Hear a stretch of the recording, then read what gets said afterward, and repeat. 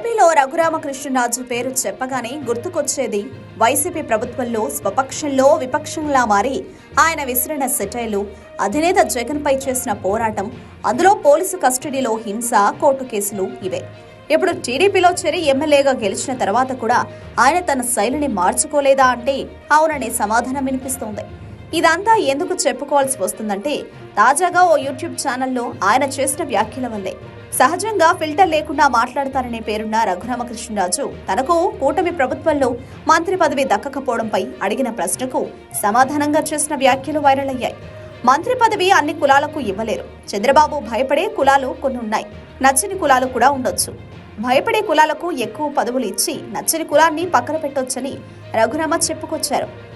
బ్రాహ్మణ కులం నుంచి ఒక్క ఎమ్మెల్యే కూడా లేరని, క్షత్రియ కులంలో 6 ఎమ్మెల్యేలు గెలిచినా ఇవ్వలేదని రఘురామ ఆరోపించారు. రఘురామ కామెంట్స్ పై ఇప్పుడు టీడీపీ శ్రేణులు మండిపడుతున్నాయి. రఘురామ గతంలోనూ వైసీపీ ప్రభుత్వంలో రెబల్గా ఉన్నారని కొందరు అంటుంటే మరికొందరు అంత తొందర ఎందుకని ప్రశ్నిస్తున్నారు. ఆయన ఎక్కడ ఉన్నా వైఖరి మాత్రం మారదని ఇంకొందరు విమర్శిస్తున్నారు.